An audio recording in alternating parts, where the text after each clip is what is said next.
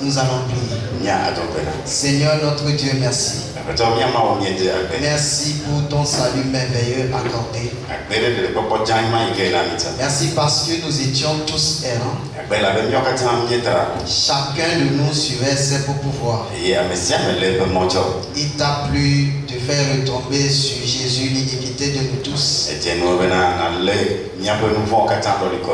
lui qui n'a point péché, tu l'as fait devenir péché pour que par sa mort nous fussions déclarés justes. Merci pour cette œuvre ultime, Seigneur. Notre prière, Père, au moment où nous sommes dans ce corps, que tu puisses nous utiliser pour que cette grâce puisse atteindre une multitude de personnes. Merci pour la vie des pasteurs qui sont en mission. En l'occurrence, notre coordonnateur national, le pasteur Jess, montre-le davantage pour les grâces qu'il aura partagées sur les terres sur lesquelles tu le mèneras. Bénissons ton nom pour le culte de ce soir et pour l'entendement de ta parole, Seigneur. Au nom suffisant de Jésus. Amen. Amen. Bien-aimés dans le Seigneur, nous sommes toujours heureux juste parce que Dieu nous a ramenés à la vie. Ici, quand nous nous voyons, on n'a pas de promesse de miracle. On n'a pas de prophéties de réussite dans ce monde. Mais nous sommes plutôt témoins de ces choses. Des choses qui vont arriver à ce monde. Et nous pouvons plutôt lire ce monde de son début jusqu'à sa fin. Nous bénissons le nom du Seigneur. Il nous a fait échapper à ce grand châtiment qui arrive. Il nous a récupérés pour jouir avec lui éternellement dans la vie éternelle.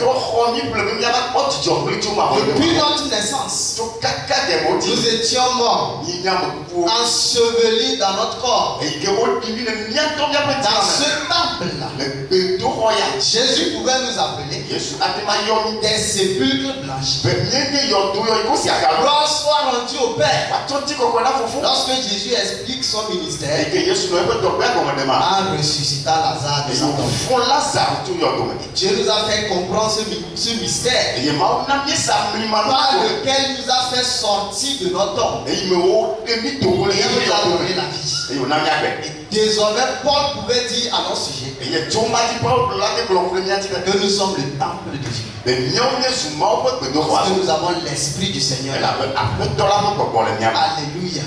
Et une fois que nous avons l'esprit du Seigneur, Dieu nous ajoute dans cette merveilleuse famille.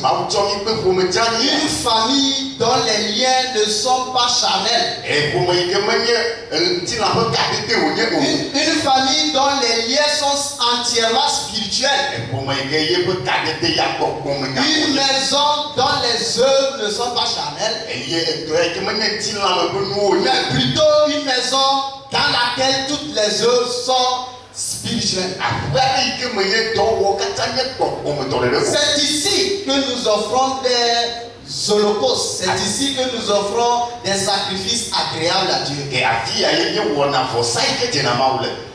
Et depuis, il y a de cela, de QG, nous avons commencé par parler de cette véritable famille. Et la dernière fois, nous étions en train de parler des espèces qui abritent cette famille. Et par rapport aux espèces qui abritent cette famille, nous avons compris que la famille spirituelle abrite deux espèces. L'homme spirituel qui juge de tout, et l'homme charnel qui commet beaucoup de choses dans sa chair, qui a des jalousies en lui, des moqueries en lui, plein d'autres choses qui sont d'ordre charnel, et qui peut même avoir des résidus de combat en lui. Il peut même avoir des résidus multitude de combats. Mais l'homme spirituel, il est libre. Il expérimente extérieurement son expérience intérieure. Il n'y a rien qui trouble sa foi. Parce qu'il marche entièrement par la foi et non pas la vue. Et en dehors de ces deux entités, nous avons le temple là sous lequel est assis une multitude de personnes. Et ce n'est pas sous ce temple que Dieu parle d'hommes spirituels et charnels. Mais de son église, il est sous ce temple-là. Quand nous parlons maintenant de ce temple, nous avons un troisième homme. C'est l'homme animal. Comme vous le trouvez ici. C'est pour cette raison que la parabole de filet est toujours d'actualité dans l'église. En réalité, dans l'église du Seigneur, on ne peut jamais parler de la parabole du filet. Parce que le filet, c'est l'évangile. Quand il y va, il prend différentes espèces. Mais au bord, on doit nourrir. Et on prend l'espèce recherchée et on doit retourner le reste dans la mer pour la destruction. Alléluia. Donc là où nous sommes, c'est parce que sous ce temple, il n'est pas convaincu que tout le monde soit sauvé et qu'il mène les œuvres de la foi. Il faut toujours jeter le filet. Dans l'église du Seigneur, on ne pourra plus jamais jeter le filet. Parce que c'est les espèces recherchées qui sont là-bas. Alléluia. Donc bien aimé dans le Seigneur, on va comprendre que l'homme animal est aussi l'image de l'ivraie. Et quand le paysan semait le blé, l'ennemi est venu semer aussi l'ivraie. Mais nous comprenons que quand les deux germent, on ne peut pas bien les distinguer pour les séparer. C'est pourquoi Jésus donne un conseil d'attendre jusqu'à la moisson. Parce qu'il y aura le fruit. On reconnaît un arbre par ses fruits. Et là, on ne commence pas par l'ivraie, par le blé. On m'a dit tôt et loisir. On ne commence pas par le blé. Mais la récolte, la coupure va commencer par l'ivraie. On enlève et on se rassure d'avoir enlevé tout l'ivraie. L'attacher pour qu'il soit jeté dans le feu. Et comme on est là ici, nous ne savons pas dans quel état tu es en croissance. Alléluia.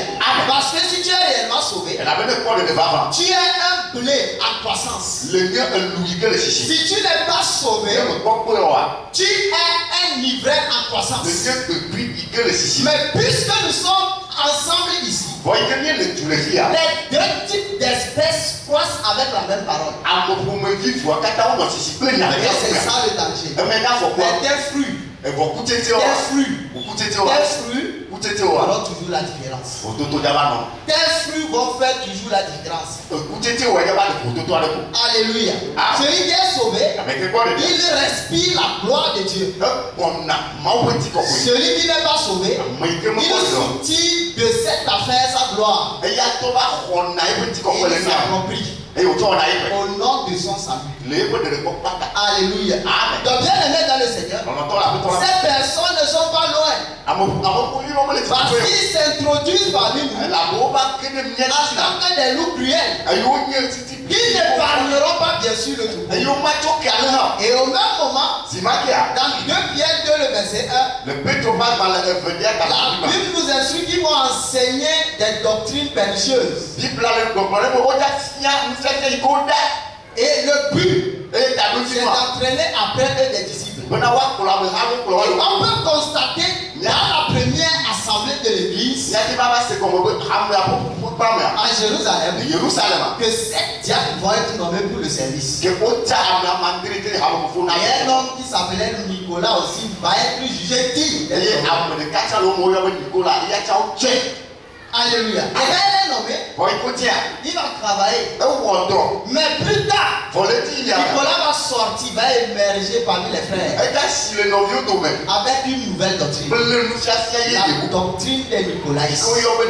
Et cette doctrine va influencer l'église d'Éphèse et l'église de Pergame. Et quand on prend cette doctrine-là, nous devons l'éviter. Parce que Dieu est cette doctrine. Ceux qui adoptent cette doctrine croient qu'aucune loi, aucune loi, absolument aucune, ne régisse leur comportement. Aujourd'hui, après notre salut, nous sommes retirés de la loi de Moïse et soumis sous la loi de Christ. Et la loi de Christ est séparée à plusieurs articles également. Ils sont plus nombreux que les 613 articles de la loi.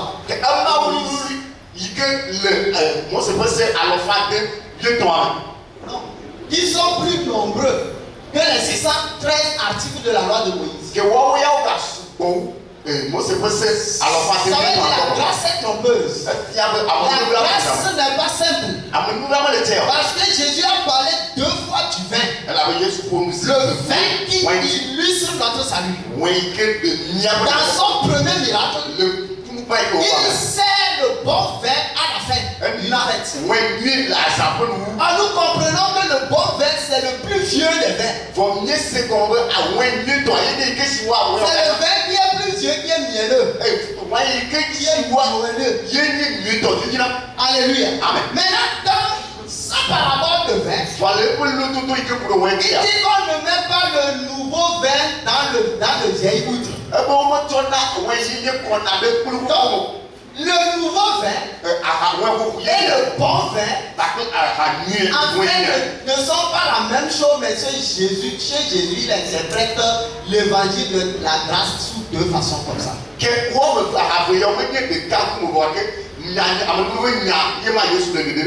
C'est-à-dire le bon vin. C'est quand tu comprends ton salut, tu es entièrement content depuis le tréfonds de ton cœur. Mais cette même parole, les Juifs ont dit de Jésus que ces paroles sont trop dures. Qui peut l'écouter? Parce qu'il n'est pas facile de boire le nouveau vin. Il est donné seulement à ceux qui doivent comprendre cette affaire de prendre tranquillement le nouveau vin et de le boire. Alléluia. Et quand ils boivent, à la fin, ils sont contents. À la fin, ils ont la douceur du vieux vin. Du bon vin. Alléluia. Amen. Dans les loups cruels, ils viennent avec la nouvelle doctrine. Nicolas va faire avec toute son équipe des commerces sexuels comme ils veulent.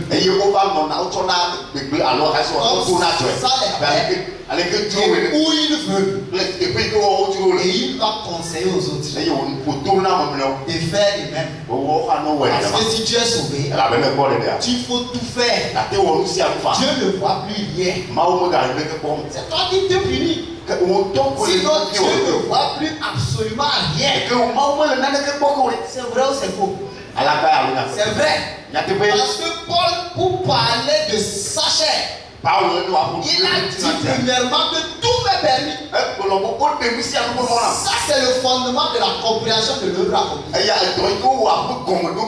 Tout est permis à cause d'une seule œuvre. Mais Paul dit, mais tout n'est pas utile. Et quand il avance un peu, il parle de lui-même. Je ne me laisserai assujettir par quoi que ce soit. Ça veut dire quoi? Il dit quand Paul parle ici, il veut juste dire une chose. Je ne veux pas être rejeté après avoir prêché à d'autres. C'est lui qui a bien prêché aux Romains. Et il a dit donnent leur corps à Dieu comme un sacrifice agréable, ce serait de leur part une culte raisonnable. Et de ne pas prendre leurs membres pour pratiquer le péché. Imagine si lui-même il est dedans. Ça veut dire les gars eux vont pratiquer. Et au ciel on appelle les gens pour donner couronne. Et on n'appelle pas Paul. Tu sais Paul quand il dit il ne veut pas être rejeté. Il ne dit pas qu'il ne veut pas perdre son salut. Il parle des couronnes. C'est pourquoi quand il a achevé bien sa course. C'est pourquoi quand il a achevé bien sa course, il a dit ceci. J'ai achevé la course. Et il a dit que désormais une couronne lui est réservée. Alléluia. Donc là où nous sommes, dans cette merveilleuse famille, il peut y avoir des gens qui vont enseigner d'autres choses, qui vont amener nos pensées vers ailleurs et nous écarter de l'essentiel. Le septième point que nous allons étudier aujourd'hui, c'est notre devoir et notre rôle en tant que véritable famille. Nous avons le devoir de garder la doctrine de notre famille sans rien changer. Et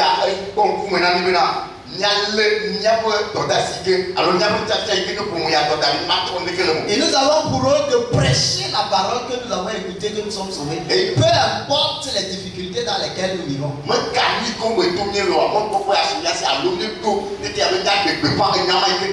On lit ensemble 2 Timothée 2, le verset 2, 1, 2, 3. Et ce que tu as entendu de moi en présence de beaucoup de témoins, confie-le à des hommes fidèles, qu'ils soient capables de l'enseigner aussi à d'autres.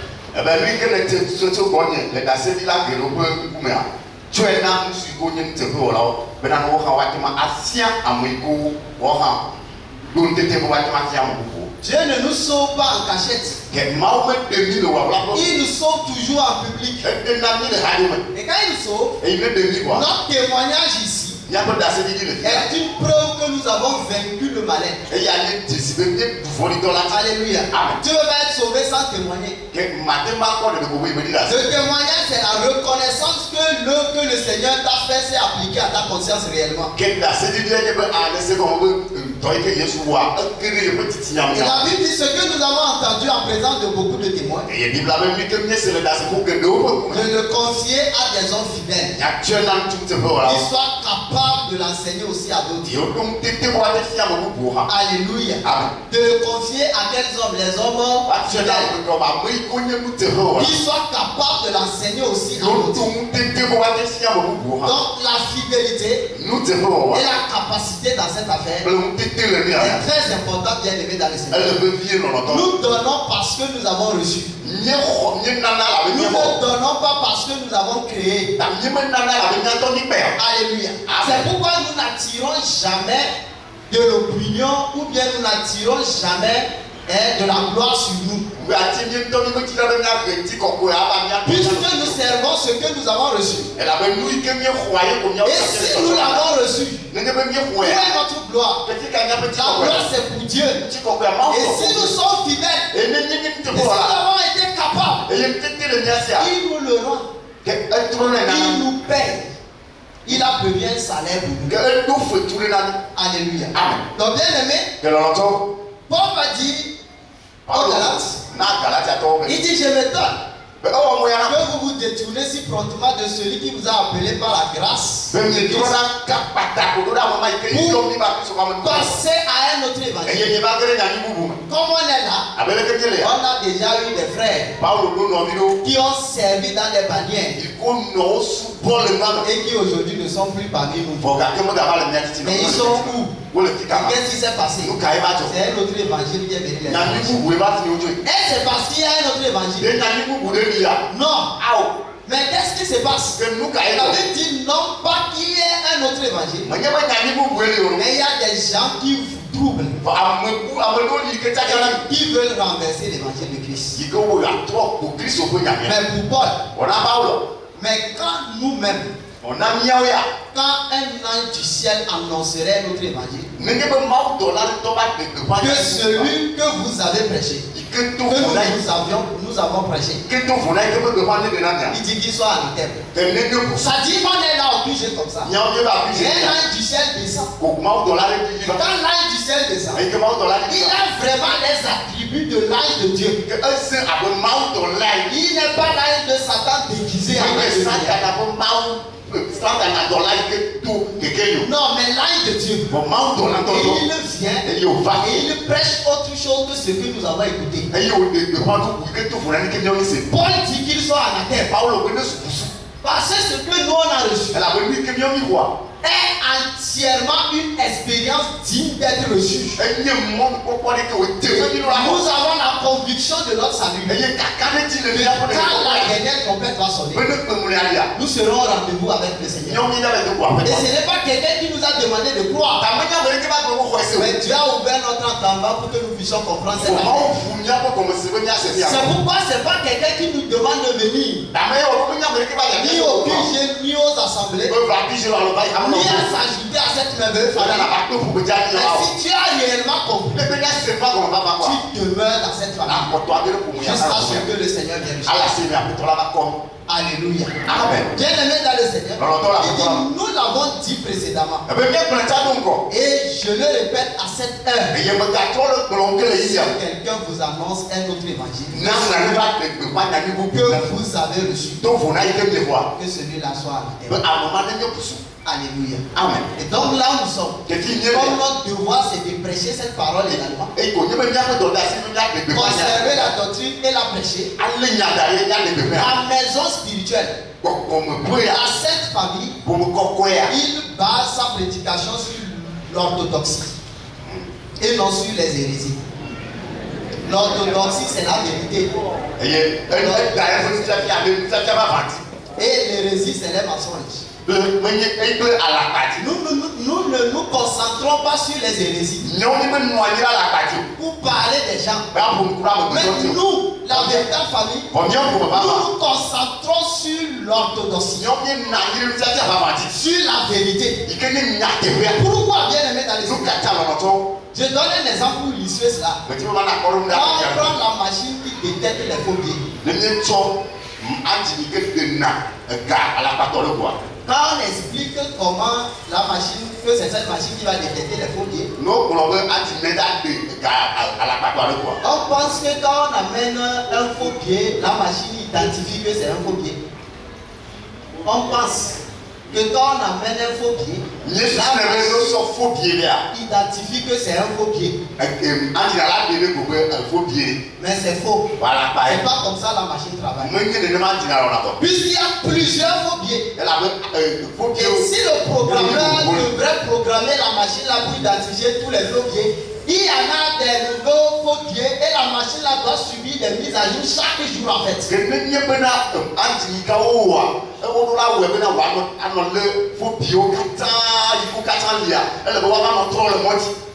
Alléluia. Amen. Donc qu'est-ce que le programmeur fait?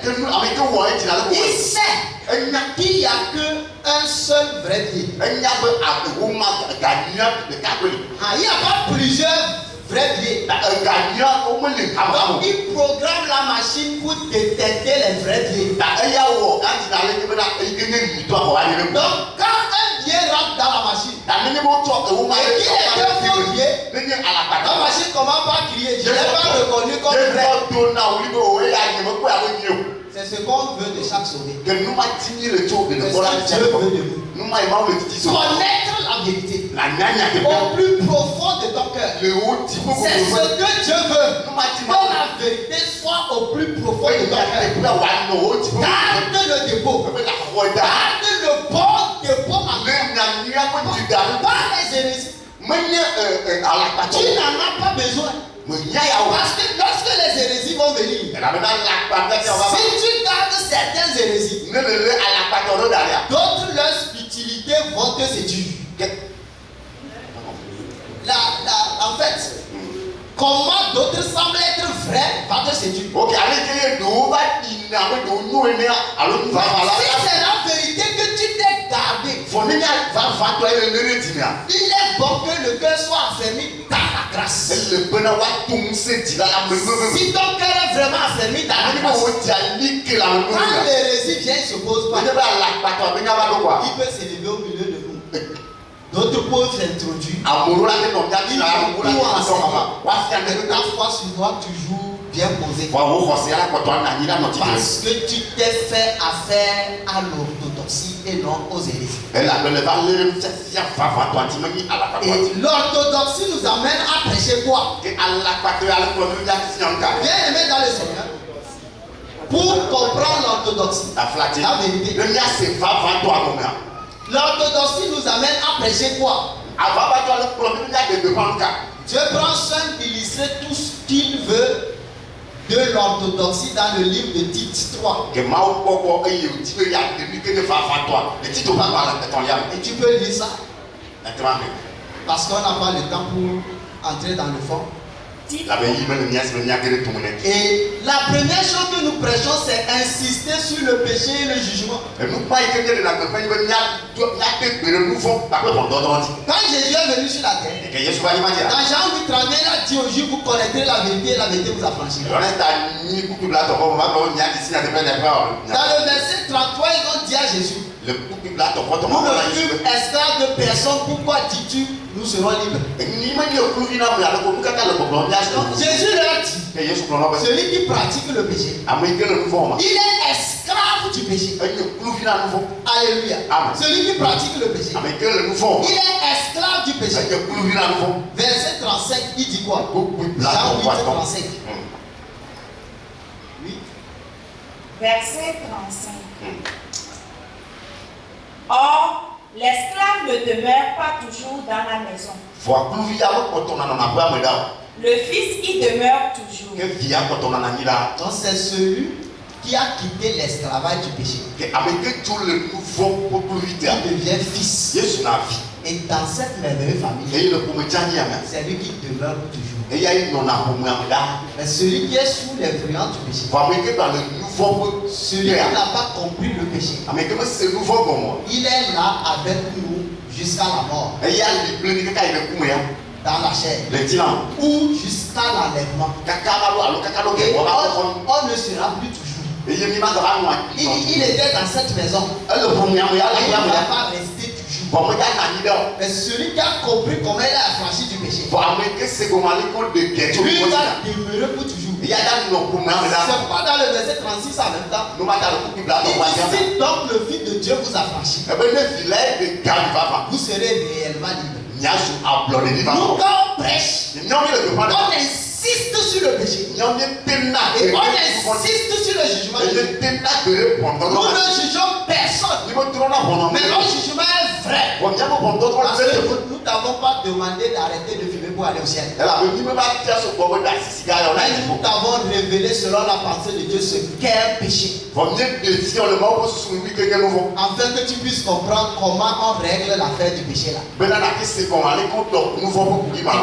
la merveilleuse ou la bêta famille prêche, il insiste également sur le salut. Alléluia. Amen. Dieu nous a donné la Bible à cause du salut des âmes. Il faut recevoir le salut. Mais comment? La base du salut, ce n'est pas ce que les hommes font, mais la compréhension de ce que Dieu a fait. C'est l'église des saints seulement qui explique ça. Les autres n'ont pas le temps. Ils ont le temps pour les pieds, ils ont le temps pour l'emploi, ils ont le temps pour le mariage, ils ont le temps pour les enfants.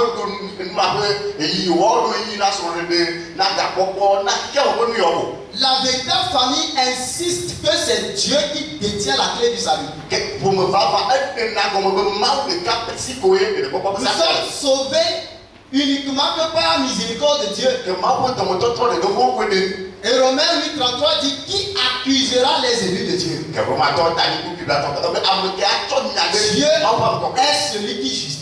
Et c'est lui qui nous a justifiés. Et qui nous a rachetés à un grand prix. C'est pour cette raison on peut mettre tous nos biens pour prêcher. prêcher. Mais si Dieu n'a pas voulu, personne ne sera sauvé. Donc, en prêchant, on ne provoque pas de salut. Mais on prêche et Dieu sauve. On prêche et Dieu sauve. Donc le salut, c'est l'œuvre de Dieu lui-même. Et quand nous prêchons, nous insistons sur le baptême de la régénération et le renouvellement du Saint-Esprit.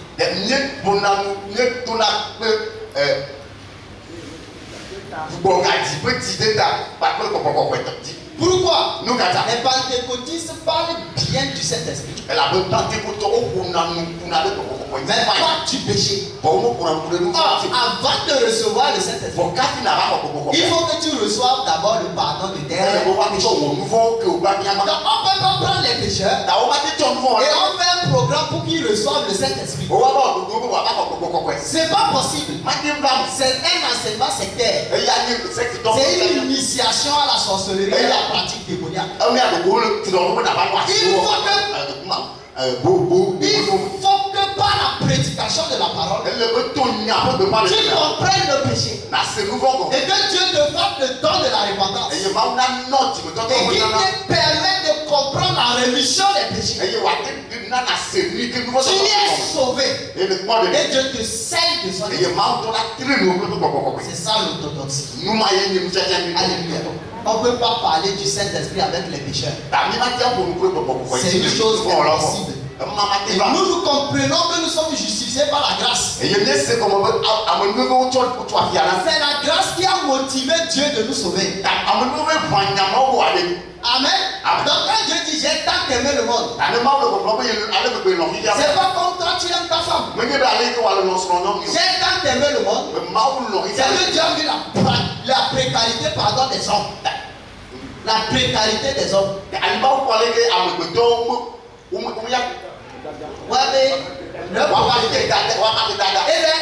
l'incapacité de se racheter. Et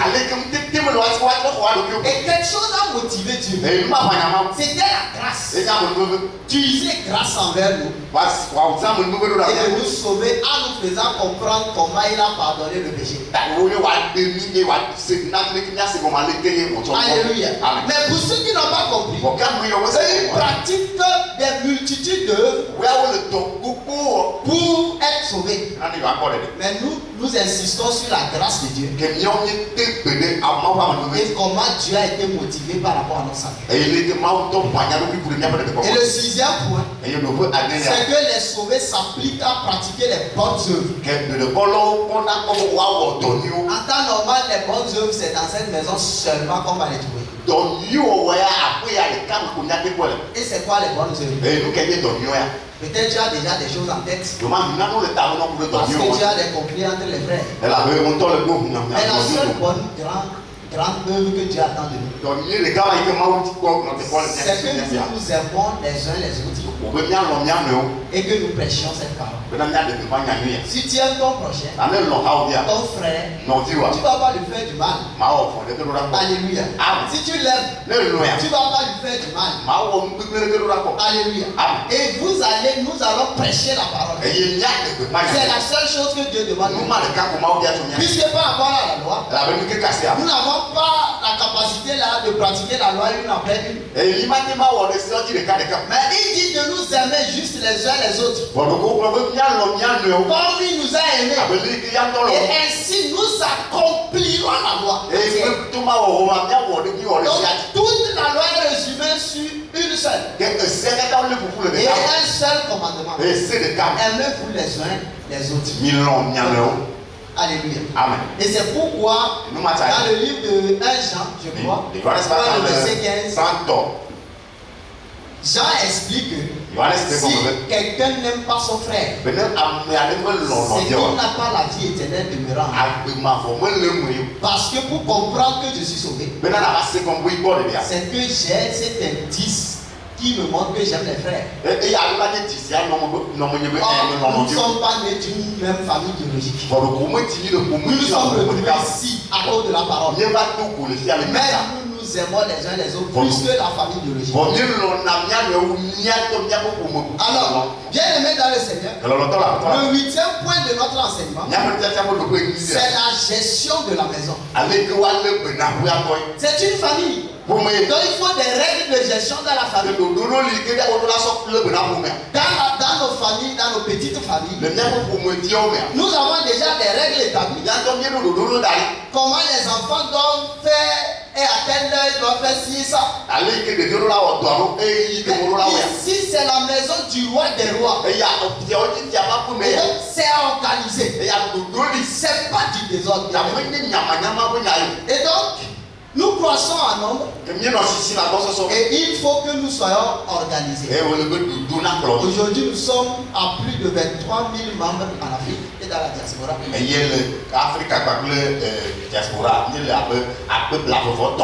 Et vivre en désordre sera vraiment un grand problème. C'est pourquoi il faut avancer selon l'ordre. Il faut donc que l'Église s'organise. Et quelque chose s'est passé dans Acte 6, le verset 1 à 4. C'est que les disciples ont commencé le ministère depuis Acte 2. Et dans Acte 4, il y avait déjà 5 000 hommes. Quand ils arrivent dans Acte 6, ils vont voir que c'est un service que eux-mêmes ils rendaient là.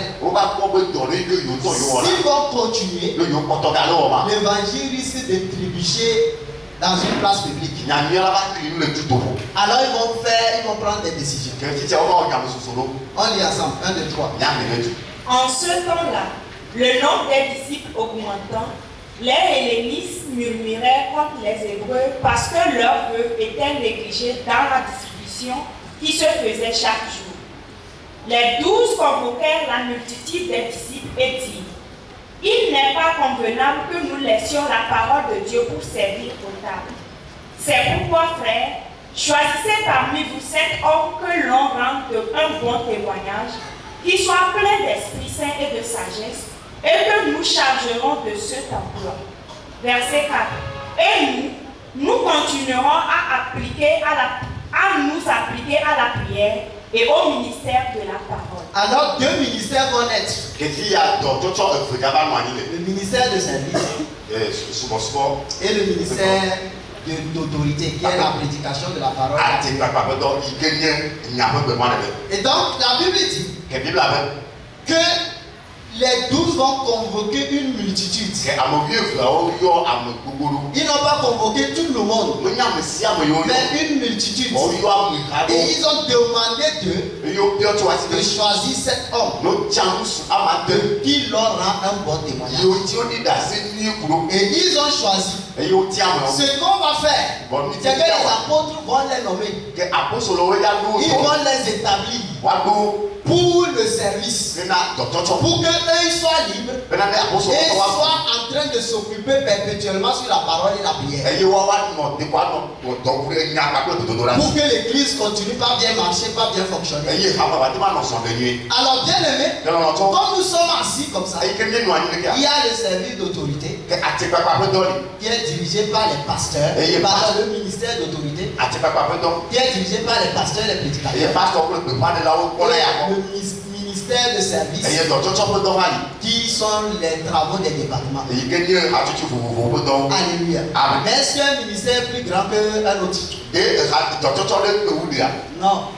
Mais en réalité, c'est la parole qui est plus grande que nous tous. C'est pourquoi on donne double honneur au ministère d'autorité. Parce que le ministère d'autorité n'est pas mené par des autorités. Mais ce sont des hommes, des frères. C'est la parole qui est l'autorité. Elle enseigne, elle convainc, elle corrige, elle donne des instructions à la maison. Et nous tous on obéit. Donc ceux qui tiennent cette parole, ils sont traités de double honneur. S'ils sont retrouvés fidèles, Et surtout, ils ont pris de l'âge dans cette affaire. C'est pas nous les jeunes. Alléluia. Mais il y en a. Ils font dans cette affaire déjà 13 ans, 15 ans, 20 ans, 25 ans. Ils tiennent la même parole. Ils sont toujours fidèles. Ils ne s'écartent pas. Ils sont traités d'un double honneur. Bien aimé dans le Seigneur, nous allons constater que l'Église a illustré également comment est-ce que le ministère d'autorité est organisé. Et c'est dans le livre d'Exode 18, le verset 21 à 25. La Bible nous parle du beau-père de Moïse qui est Jéthro.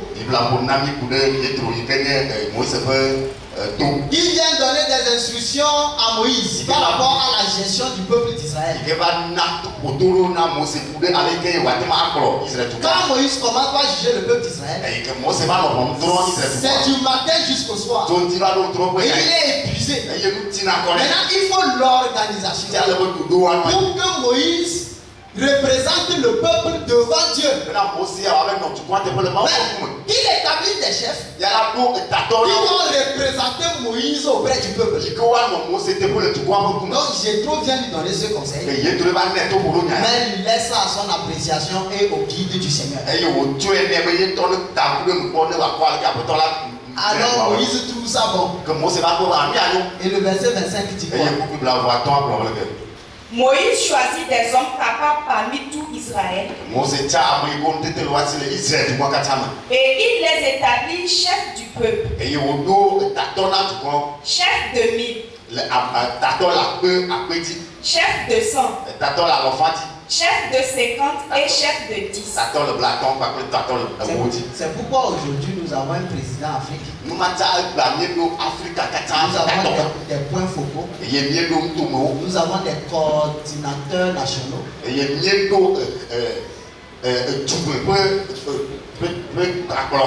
Et nous avons les coordonnateurs de districts. Nous avons aussi les pasteurs des assemblées. C'est comme ça que nous sommes alignés dans le service d'autorité. Et quand on prend par exemple le Togo, nous avons notre coordonnateur national.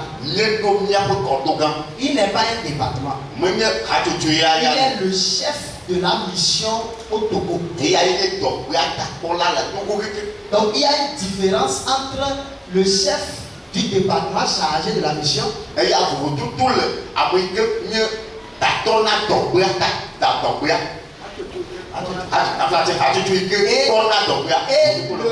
le chef de la mission du pays. Le coordonnateur national, lui, il est le chef de la mission du pays. C'est lui qui a la charge du salut des âmes au Togo ici. Ce n'est pas le département de la mission. Le département de la mission, ce sont des techniciens qui vont veiller à ce que la mission et la vision du coordonnateur national s'accomplissent dans le pays.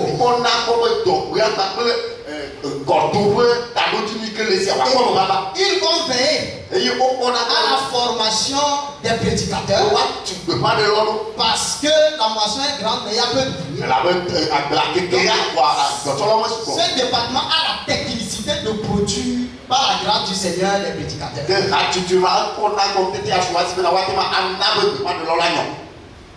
De programmer des missions. Et les autres départements aussi accompagnent. Donc quand ce département milite, Dieu sauve. Et quand il ajoute à l'église, il y a d'autres départements qui rentrent en jeu. Pour en prendre soin, afin que les frères et sœurs soient enseignés. Donc, il n'y a pas un ministère qui dépasse l'autre. Sois juste fidèle fidèle dans ton service. Et sois sois capable de le rendre. Il y a une couronne qui t'est réservée. Alléluia. Amen. Donc bien aimé dans le Seigneur, c'est à cause de cette organisation que va naître le document 4. Le document 4 a été rédigé par quelques pasteurs aînés pour servir de rapport à l'administration et au leadership de l'église en Afrique et dans la diaspora.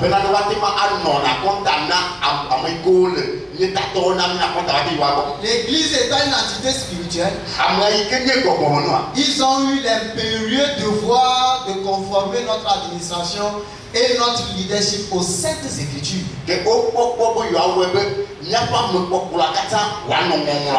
C'est pour cette raison, bien aimé, on peut constater chez Paul. Paul avait quoi? Il avait la parole qu'il prêche. Et il avait aussi les instructions qu'il donnait.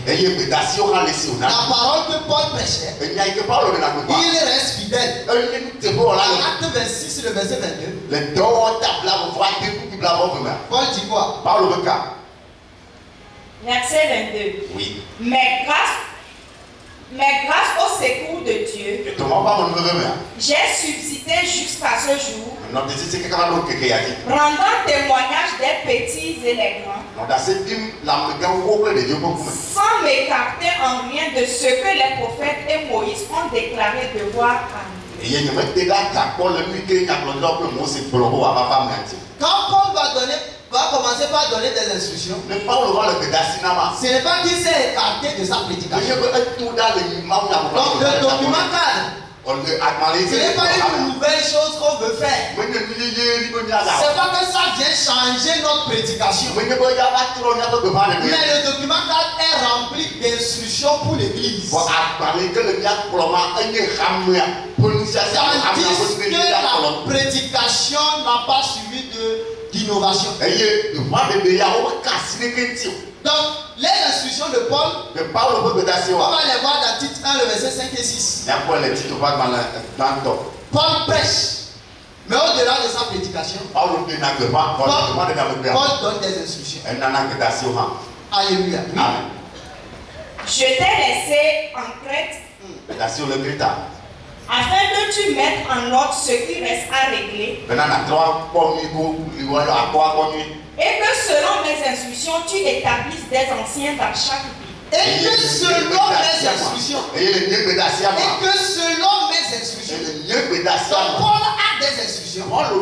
Et il a l'évangile qui prêche. Il dit selon mes instructions, tu établis des anciens dans les églises. Nous, aujourd'hui, nos instructions sont logées dans le document 4. Oui, ensuite. Verset 6. S'il s'y trouve quelques hommes irréprochables, maris d'une seule femme, ayant des enfants fidèles, qui ne soient ni accusés de débauche ni rebelles. Oui, vas-y. Car il faut que le texte soit irréprochable, comme économe de Dieu, qu'il ne soit ni arrogant, ni colère, ni adonné au vin, ni violent, ni porté à un gain déshonnête. Alléluia. Paul commence par donner des instructions. Les indices que, en tant que coordonnateur national, tu dois repérer pour nommer. Il donne des instructions. Donc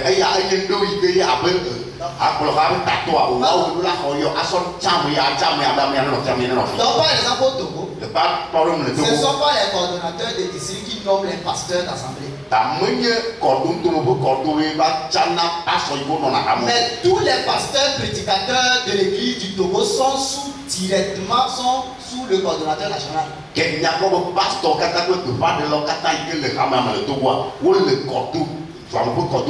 ne sont pas sous un département, mais ils sont tous dans le département mission.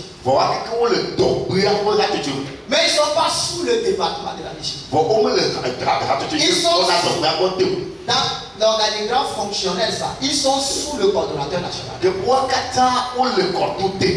Donc s'il y a un pasteur sur une assemblée, il n'a pas été nommé par le coordonnateur national, c'est que l'assemblée n'est pas encore dans les normes. Pasteur de lui, il y a même le cordon de toi. Alors, le cordon de toi, Alléluia. Amen. Donc il a la responsabilité de suivre les instructions et de nommer. Et grâce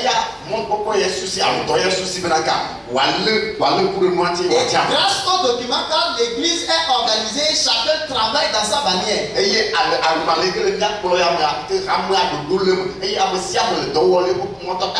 Dans Néhémie 3, Israël devrait réparer les murailles de Jérusalem. Alléluia. Amen. Et les sacrificateurs s'étaient mis à l'œuvre. Et aujourd'hui, nous sommes sacrificateurs.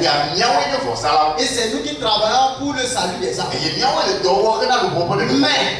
les sacrificateurs ne travaillent pas en désordre. La Bible donne la manière dont ils travaillent. Le verset 28 dit quoi? Au-dessus de la portée des chevaux, les sacrificateurs travaillèrent chacun devant sa maison. Les sacrificateurs travaillèrent chacun devant sa maison. Il faut que chacun travaille dans sa bannière. Ils sont fidèles et capables. Et il est important que nous investissons spirituellement, moralement, physiquement et financièrement pour les besoins de notre famille.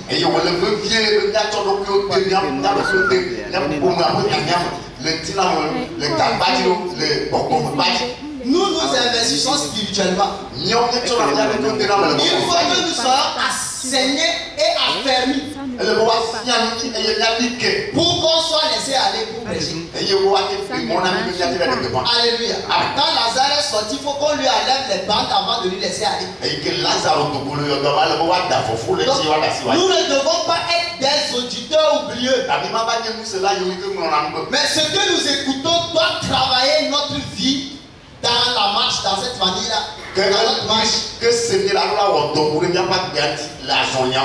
Afin que spirituellement parlant, nous puissions réellement porter de fruits. Moralement, il faut que l'église ait du moral. Et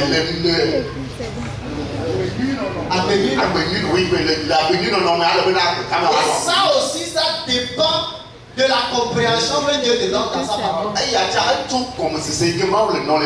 C'est Dieu qui doit te donner la compréhension pour que tu saches comment vivre. Alléluia. Puisque nous ne prêchons pas de péché ni de ne pas pécher.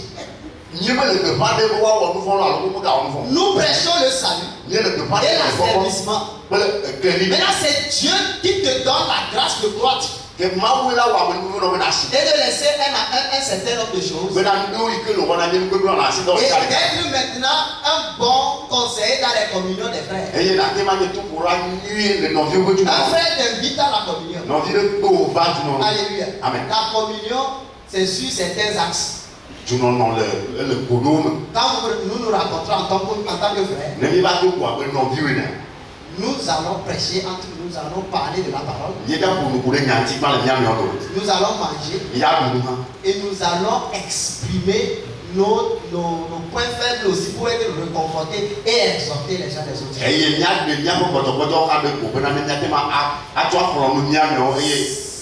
Ça c'est l'image de la communion sans hypocrisie. Mais il y a des choses qui entravent la communion. Si tu invites le frère en communion et il vient dans ta maison, il prend ta femme. Quand tu vas apprendre, tu seras tranquille. Parce que tu ne sais pas ce que Dieu veut faire. Mais la communion a reçu un coup. Comment tu vas faire encore étant dans ce corps pour inviter le même frère pour continuer la communion? Il faut du moral dans l'église du Seigneur. Il faut du moral. Et quand on parle pas de certains. La Bible parle de nous tous. Tant qu'on on vit dans ce corps, nous ne sommes pas parfaits. Si nous devons être parfaits dans ce corps, ce corps devrait éviter le royaume. Et on va voir ça tout de suite aujourd'hui. Que quand Israël a été sauvé de l'Égypte, toute sa vie il a combattu avec les Amalécites. Et c'est quoi l'image de ce peuple qui ne finit jamais dans leur combat? C'était l'image de notre chair. Et nous serons en combat avec cette chair jusqu'au retour du Seigneur. Nous serons en combat avec cette chair jusqu'à la mort. Ce corps doit mourir. Alléluia. Ce corps doit seulement mourir. Sinon il ne sera pas saint. Paul a dit qui me délivrera de ce corps de mort. Alléluia. Donc la génération qui a été sauvée de l'Égypte n'est pas la génération qui atteint la terre Canaan, mais la seconde génération. C'est pourquoi ce que nous sommes n'est pas encore révélé. Bientôt, nous allons porter un corps. Ce n'est plus ce corps-là. Ce corps d'humiliation là. C'est le corps glorieux. Et là, c'est la seconde génération. C'est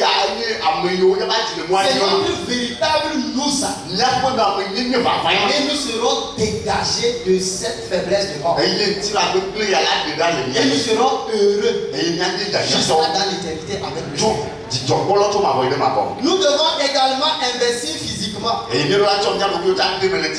financièrement. Les deux vont de pair. Quand on est sauvé, on dit souvent que moi je vais aller travailler, je gagne l'argent, je viens donner et l'église va aller prêcher. Tu dois comprendre que dans la véritable famille, ça ne fonctionne pas comme ça. Dieu te veut et veut tes biens. C'est les deux, toi et tes biens. Paul a vite compris. Il se donne et il donne. L'église de la Macédoine a vite compris. Non seulement ils vont demander de donner, mais physiquement ils vont demander de s'impliquer aussi. Alléluia. Donc, si dans cette affaire, tu as la difficulté de donner tes biens, actuellement il y a plein d'assemblées qui doivent avoir des lieux de culte. Et il y a plein de frères qui ont aussi le projet de construire leur maison. On va faire quel projet premièrement? Amen. On construit ta maison d'abord, ou bien on trouve le lieu de culte d'abord. Pour le moment, Dieu a déposé 5 millions sur ton compte. Et toi, tu gardes ça dans le but d'acheter ton terrain dans 5 millions. Et de construire ta maison avec des lambrissés. Et quand tu sors dedans, on sache que tu es un homme. Où est la maison de Pierre? Où est la maison de Paul? Où est la maison de Jean? Où est la maison de Marie? Alléluia. Amen. Tu prends les 45 millions. Et tu demandes quelles sont les assemblées à prison. Tu viens, tu te déposes dans cette maison. Dans cette famille. Maintenant, les années à venir, ceux qui n'ont pas encore les millions sur leur compte aujourd'hui, Dieu va alimenter. Parce que c'est une affaire de perfectionnement avant d'utiliser. Non, c'est une affaire de perfectionnement des saints avant qu'ils ne soient utilisés. Donc toi, Dieu a déjà donné. Et il y a des besoins actuels. Donne. Il faut donner aussi aveuglement. Parce que Dieu ne t'a pas sauvé en voyant. Il a dû devenir aveugle pour qu'il te sauve. Il dit comme ça. C'est Esaü. Mais la voix, c'est Jacob. Il s'est obligé lui-même d'être aveugle. Parce que ce lui serait très difficile de te voir, David. Et puis il dit, qu'est-ce qui me motive pour sauver ces gars? S'il le voyait, il va dire, je laisse. Donc il était obligé de devenir aveugle pour tapoter. Et quand il tapote, il ressent Jésus. Mais la voix, c'est David. Il est obligé de laisser passer. Donc nous aussi, après dans sa vie, c'est une dette qu'on a. Et on ne peut pas payer ça. Comment rendrai-je à l'Éternel tous ces bienfaits? Moi, quand tu chantes ça, c'est parce que Dieu t'a encore donné 3 millions. Parce que Dieu t'a encore donné 7 millions. Et au même moment, le lieu de culte, on le trouve pas. Donc, toi, tu es sauvé, tu utilises Dieu. Au lieu que Dieu t'utilise. Comment rendrai-je à l'Éternel tous ces bienfaits envers moi? C'est David qui a dit ça. Et il imagine qu'on lui a donné des taureaux, un troupeau pour qu'il offre un sacrifice à l'Éternel. Il a refusé. Mais il achète un grand prix pour en faire le sacrifice. Alléluia. Parce que celui à qui me fait le sacrifice, comment il peut expliquer que c'est un don gratuit? Il est venu, il a pris pour venir faire le sacrifice. Il faut que ce qu'il va utiliser le coûte. Tu peux apporter l'argent de la maison et du terrain que tu peux acheter. On met un temple en place, les frères s'assoient, s'asseyent d'abord. Nous sommes dans le besoin. Comment Dieu est dans le besoin, tu vois la maison est dans le besoin et tu gardes ton argent. Tu es sûr que Dieu soit en train de multiplier? Si tu fermes les yeux et tu fais aussi comme toi aussi tu es aveugle, et tu investis pour sa cause, ce qui est sûr, Dieu il est fidèle. Alléluia. Il est fidèle à toutes choses. Amen. Et la Bible nous dit dans Matthieu 6, le verset 21. Car là où est ton trésor, là aussi sera ton cœur. Si vraiment ton trésor c'est dans cette merveilleuse famille, dans cette véritable famille, c'est que ton cœur aussi va être ici. Alors tout est bien, tu peux librement les donner. Tu peux utiliser 1 million pour toi-même. Mais on peut donner pour le temple, tu donnes 200 000. Pour le moment, c'est toi qui as là. Tu donnes vite. Et tu donnes dans le respect, dans la foi, dans ton service, dans ton adoration, tu donnes avec respect. Alléluia. Alors, bien aimé dans le Seigneur, on va comprendre quand les apôtres ont travaillé eux-mêmes.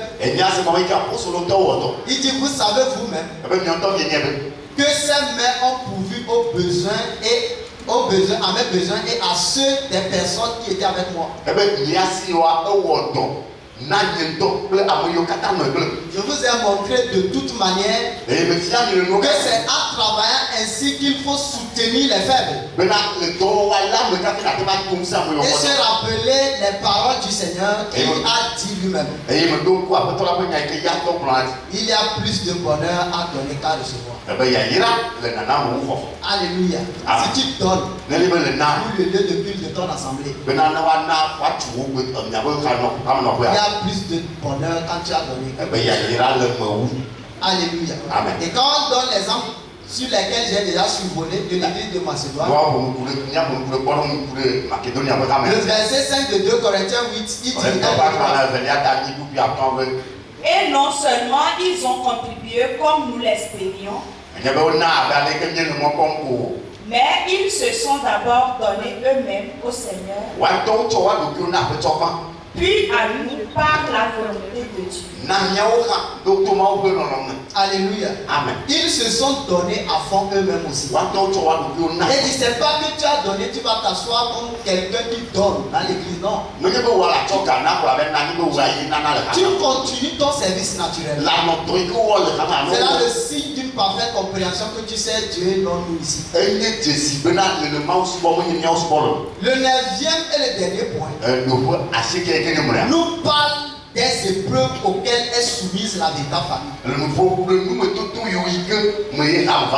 Bien-aimés dans le Seigneur, les épreuves et les difficultés ne doivent pas nous décourager dans la marche. Sous aucun prétexte. Pourquoi? Parce que nous sommes conscients que Dieu a prévu cela. C'est pas un hasard. C'est pas un événement qui nous surprend. Mais Dieu a prévu cela pour nous édifier. Il dit dans Deutéronome 8, le verset 2. On lit ensemble 1, 2, 3. Souviens-toi de tout le chemin que l'Éternel, ton Dieu, t'a fait faire pendant ces 40 années de désert. Dans le désert, afin que l'humilier et de te prouver pour savoir quelle était la disposition de ton cœur. Dieu a fait passer Israël dans le désert et le fait tourner dans le désert pendant 40 ans. Il veut avoir la disposition du cœur d'Israël. Et si Israël va commencer par faire la débauche, Amen. Amen. Ou bien Israël va se concentrer sur le salut que Dieu lui a accordé en se rappelant des faits. Ton salut aussi est un fait. Donc quand tu te rappelles de comment Dieu t'a sauvé, il y a plein de choses qui se passent mais qui ne remuent pas ta foi et tu continues pas à marcher. Même quand on veut pas, Dieu va éprouver la disposition de notre cœur.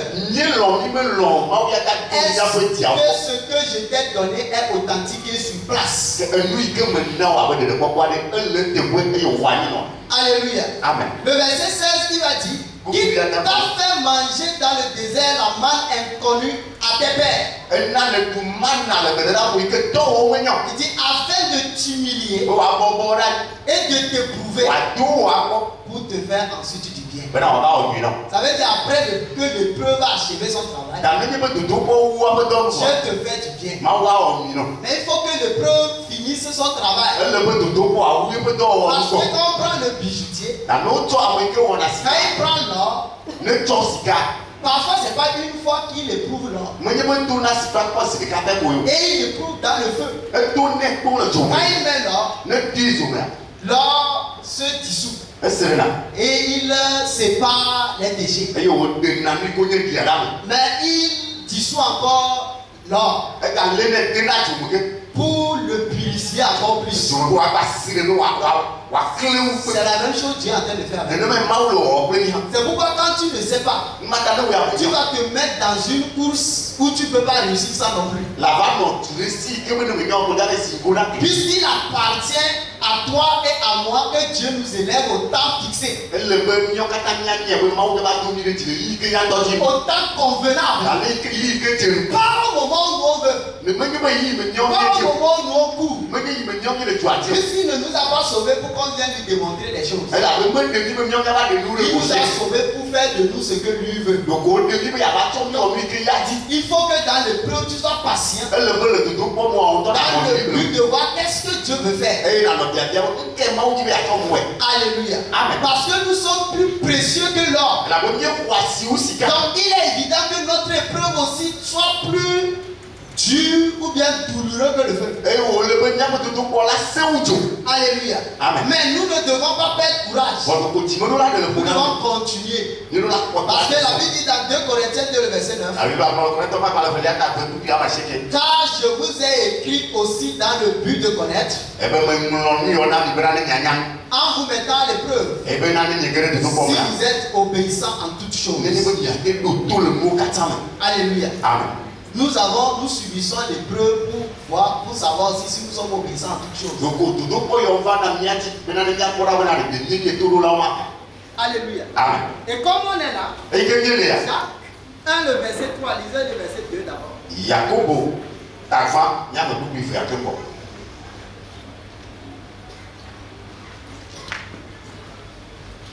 Oui. Verset 2. Mes frères, regardez comme un sujet de joie complet les diverses épreuves auxquelles vous pouvez être exposés. Oui. Verset 3, il dit, sachant que l'épreuve de votre foi produit la patience. Donc, l'épreuve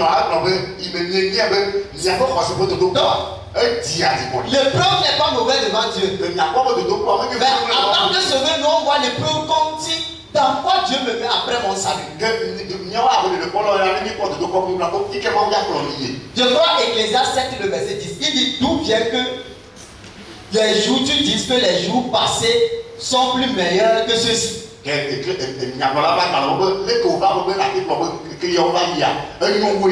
n'est pas comme un homme sensé que tu parles. Ça veut dire que tu parles comme un homme insensé. Quand je n'étais pas sauvé, j'avais beaucoup d'argent. On me respectait. J'avais plein de serviteurs et de servantes. Et il y avait plein de personnes derrière moi. C'est après le salut que voici. D'où vient que tu dises que les jours passés sont plus précieux, sont plus merveilleux. Ça veut dire Dieu t'a soumis à l'épreuve. Et il va t'élever au temps fixé. Tu dois comprendre dans ta foi la place de l'épreuve. En sorte que tu puisses passer l'épreuve avec patience. Puisque la patience, c'est l'un des éléments du fruit de l'esprit que Dieu t'a donné. Et donc, si c'est l'épreuve qui va venir faire sortir cet élément-là, il faut forcément mener la dogolémo. Alléluia. Il faut que tu aimes aussi l'épreuve. Et que tu comprennes que c'est l'œuvre de Dieu pour ta croissance. Et que tu te décharges toujours sur Dieu de tous tes soucis. Et que tu crois que Dieu lui-même il prend soin de toi. On ne peut pas se décharger sur Dieu. On ne peut pas se décharger sur Dieu. Et maintenant, continuez pas se lamenter, se plaindre. On va expliquer de se supporter les uns les autres. Et pardonnez-vous si quelqu'un a un reproche à faire à un autre. Le Seigneur vous a pardonné, agissez comme lui. Pourquoi ta colère grandit au sujet du frère? Pourquoi ta colère grandit au sujet de la sœur? Pardonnons-nous. Parce que nous avons fait l'expérience véritable du pardon. Et donc, il y a plein de choses que nous pouvons pardonner. Alors, fais un effort de te loger dans les Écritures pour savoir que quel que soit ce qu'un frère ou une soeur t'a fait, dans cette famille véritable, tu peux lui pardonner. Alléluia. Amen. Tu peux lui pardonner. Et je ne sais pas pourquoi Dieu nous connaît comme ça. Et il va donner des exemples sensibles. Des choses que nous vivons ici. Premièrement, dans 2 Timothée 4, 14, 15. Alexandre le forgeron m'a fait beaucoup de mal. Le Seigneur lui reprendra selon ses œuvres. Garde-toi aussi de lui, car il s'est fortement opposé à nos paroles. Ça, c'est Paul qui parle. Alexandre l'a fait, le forgeron l'a fait beaucoup de mal. C'est pas que le mariage charnel. Il dit, il s'est fortement opposé à nos paroles. Toi, tu as mal quand on te fait quoi? Quand on s'oppose à tes paroles ou bien quand on t'insulte toi-même.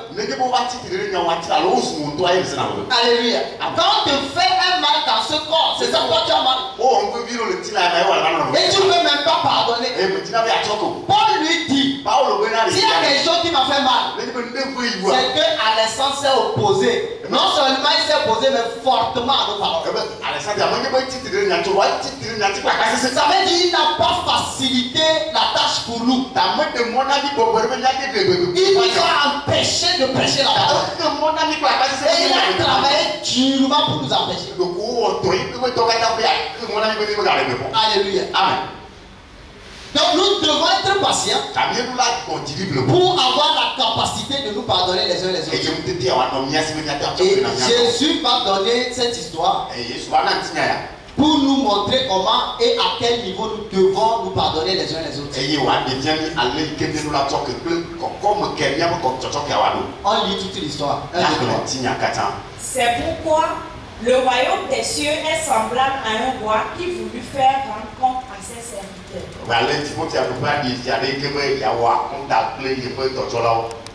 Quand il se mit à compter, on lui en amena un qui devait 10 000 talents.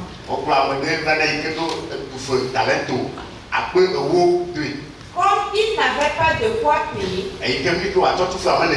son maître ordonna qu'il fût vendu, lui, sa femme, ses enfants et tout ce qu'il avait, et que la dette fût acquittée. Verset 26. Le serviteur se jeta à terre, se prosternant devant lui et dit, Seigneur, aie patience envers moi et que je te paierai tout. Ému de compassion, le maître de ce serviteur le laissa aller et lui remit la dette. Cette histoire illustre notre salut. Nous étions endettés. Et l'homme ne peut pas se racheter lui-même, ni acheter son frère qui péché. Dans Romains 7, le verset 14, nous sommes vendus au péché. Et nous sommes vendus comment? Gratuitement au péché. Mais pour qu'on soit racheté, on fixe le coût. C'est un sang sans défaut et éternel. Donc le prix est élevé. Et donc on ne peut pas payer. Mais Dieu a eu compassion de nous. Et n'a pas dit allez-y. Prenez tout le temps que vous voulez. Et revenez. Collectez tout pour revenir. Le roi sait que tu ne peux pas payer. Ému de compassion, le maître de ce serviteur le laissa aller et lui remit la dette. Mais quand le gars est parti, le fait d'oublier ce que le maître lui a fait a fait qu'il a émis un pas et qu'il a coûté très cher.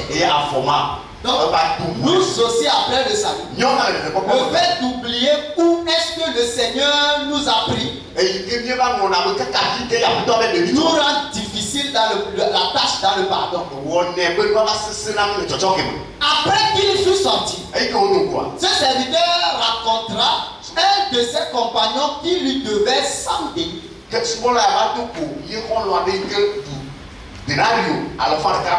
Il le saisit et il l'étranglait en disant, paie ce que tu me dois. Son compagnon, se jetant à terre, lui suppliait, aie pitié envers moi et je te payerai. La même phrase que lui aussi l'a prononcée. On prononce la même phrase. Mais lui, il a oublié tout, on vient de le relâcher. Et il a porté son propre manteau. La Bible dit, mais l'autre ne voulut pas. Et il alla le jeter en prison. Jusqu'à ce qu'il eût payé ce qu'il devait. Il a mis en prison. Si tu ne paies pas, tu ne sors pas. Et il a payé tout. Et il est sorti.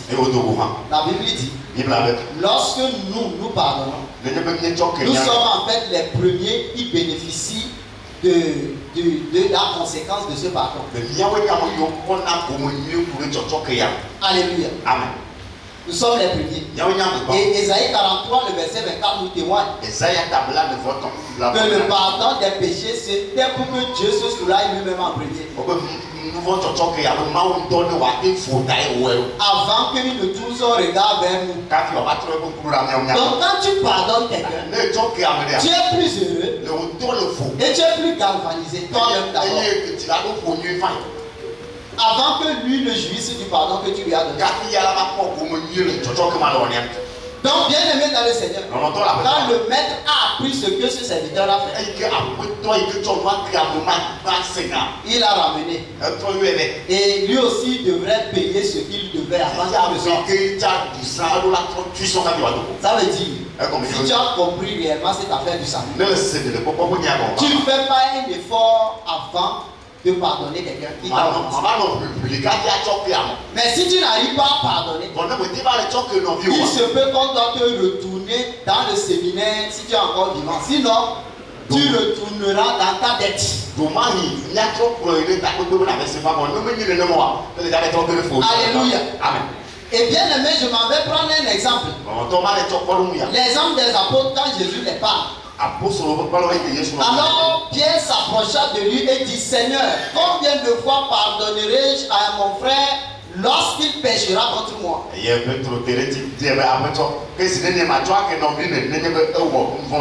Sera-ce jusqu'à 7 fois? Jésus lui dit, je ne te dis pas jusqu'à 7 fois, mais jusqu'à 70 fois 7 fois. Alléluia. Ça veut dire que quand Pierre a entendu ça, en fait, il a compris que le Seigneur lui a répondu que la limite de 7 fois n'est pas la limite du pardon. Le niveau du pardon, c'est au-delà de ça. Alléluia. Amen. Alors, on va voir comment est-ce que cela va s'exprimer. Dans Luc 17, verset 3 et 4.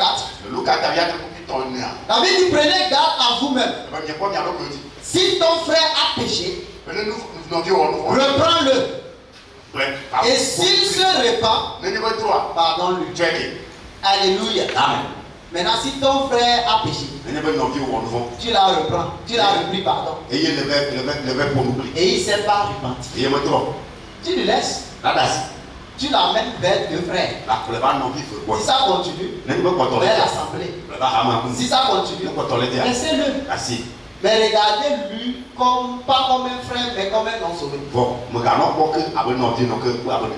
Sinon, quand tu le parles, il doit comprendre. Il doit se repentir de son mauvais acte. Et tu dois lui pardonner. Parce que c'est ce que les Écritures nous demandent. Quand il ferme son cœur, il a durci son cœur. Ça veut dire qu'il est un écueil dans la famille. Il ne veut pas relâcher ce qu'il a fait de faire. S'il se répand, pardonne-lui. Maintenant, et s'il a péché contre toi 7 fois dans un jour, et que 7 fois il revienne à toi disant, je me répands, pardonne-lui. Ça veut dire qu'il n'y a pas de limite. Tant que le frère ou la soeur se répand, il a besoin du pardon. Alléluia. Amen. Tant qu'il se répand, il a besoin du pardon. Mais s'il ne se répand pas, c'est là que c'est compliqué. Ça veut dire, il se peut que lui-même n'a pas compris les Écritures. Donc il doit te taire pour voir ce que le Seigneur veut faire. Et quand on avance un peu, les disciples ayant entendu ça, c'était compliqué pour eux. Ils demandent à Dieu, Jésus, si c'est comme ça, augmente-nous d'abord la foi. Ça veut dire quoi? Enseigne-nous encore plus. Là où on a compris, jusqu'à là on a compris là. On ne peut pas mettre ce que tu dis là en application. Donc on arrête ça d'abord, continue ton enseignement. Enseigne-nous tout. Quand la foi sera grande, il se peut qu'on puisse subir ce que tu dis. Cette fois, c'est pas en une semaine, c'est pas en un mois, dans la même journée. Et il s'est répandu cette fois. La première des choses que toi et moi, tu te fous de qui? Tu crois que tu t'es répandu, tu es sûr? C'est qui s'est répandu. Et il va revenir avec la même chose. Et il s'est répandu. Jusqu'à ce que Dieu lui fasse grâce. Donc toi aussi n'attends pas d'être gentil trop. Alléluia. Amen. Quand tu te répands 3 fois, toi et moi, c'est bon. Prions plutôt que Dieu nous fasse la grâce. Et pour finir cet enseignement, on n'aura pas le temps de dire, mais je vais te parler de Joseph et ses frères. Cette histoire est une histoire très intéressante. Et c'est d'abord la souveraineté de Dieu qui est manifestée. Et ensuite, on va voir comment toutes les choses se sont passées. Et comment est-ce que celui qui a compris Dieu pardonne. Très tôt, Joseph qui était le Benjamin en ce moment. Je ne dis pas qu'il était le Benjamin qui s'appelait Benjamin. Joseph était le Benjamin en son temps. Et il faisait des songes. Et les songes expliquaient qu'il était la tête de toute la famille, papa, maman y compris.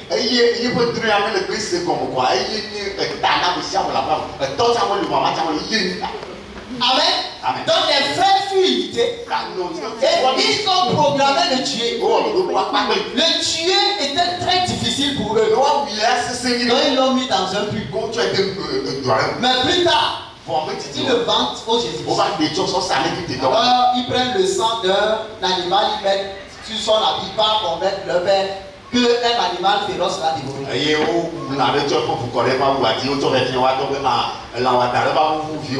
Alors, quand cet événement va passer, donc, Joseph, il sera en Égypte. Plus tard chez Potiphar. Plus tard en prison. Et en prison, à cause du songe du pharaon, il sort. Il répond aux besoins du songe. Et Dieu a donné cette année pour qu'on cultive. Et ils ont moissonné, gardé dans les greniers. Et Dieu va donner 7 ans de sécheresse. Première question. Pourquoi cette année de sécheresse? On ne sème rien, on ne récolte rien. Parce que Dieu veut provoquer la famine partout dans le monde, sauf en Égypte. À cause de qui? Israël. Qu'il veut amener en captivité pour 400 ans. Ça veut dire cette véritable famine à cause de cette famille. Dieu peut provoquer quelque chose qui va jouer sur tout le monde entier. Alors tout le monde devrait aller acheter en Égypte. Et les frères de Joseph aussi. Quand Joseph a vu ses frères, il les a reconnus. Mais eux, ils ne l'ont pas reconnu. Normalement, Joseph devait tirer vengeance. Voilà. Maintenant, on va voir. Vous m'avez vendu, non? Mais Dieu m'a élevé. Joseph sait que vous m'avez vendu. Il sait aussi que Dieu m'a élevé. Mais il n'a pas de démonstration à faire. Non, il doit faire perdre sa chair et manifester la compréhension de Dieu qui a.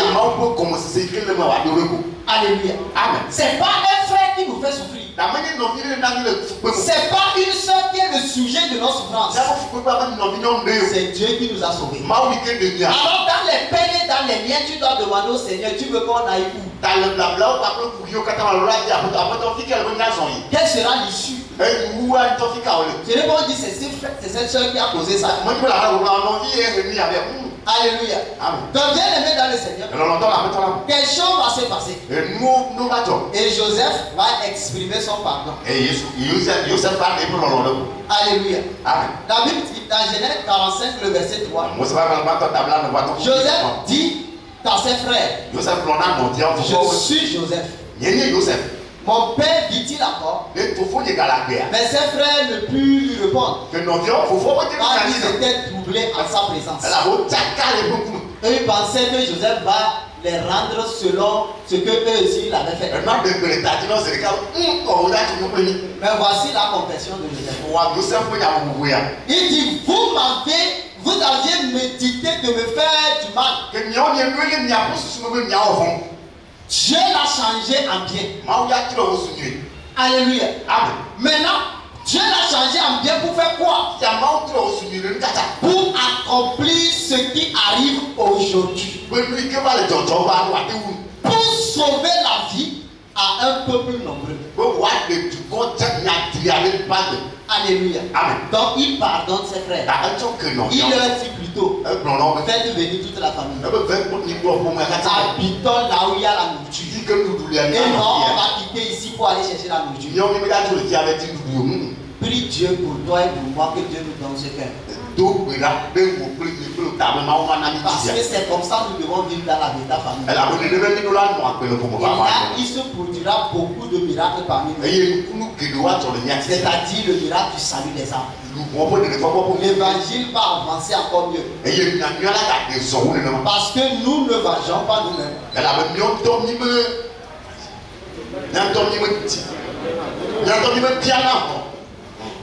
Mais c'est Dieu qui tient la vengeance lui-même. Et c'est lui qui tire la vengeance sur toute chose. Donc, quelque chose ce qui ça arrive avec toi, il faut garder le calme. Parce que ça arrive avec toi. C'est pas toi qui fais. Si c'est toi qui fais, tu as mal. Et tu supplies Dieu de te faire la grâce. Mais si c'est sur toi qu'on fait, calme-toi. Depuis longtemps que Dieu te fait la grâce. Tu vas voir qu'est-ce que Dieu veut faire. Ne rentre pas dans la vengeance. Du moins si Dieu t'a donné la parfaite compréhension. Parce que tu dois comprendre que c'est l'Éternel qui combat pour nous. C'est Dieu lui-même qui fait notre parole. Alors nous devons comprendre que tout vient de Dieu. Et tout concourt au bien de ceux qui aiment Dieu. Alléluia. Tout concourt au bien de ceux qui aiment Dieu. Et c'est sur ce verset que je vais terminer cet enseignement. Et que la grâce du Seigneur nous émonde davantage dans la barre, dans cette famille. Que nous continuons à produire de fruits. Amen. Amen.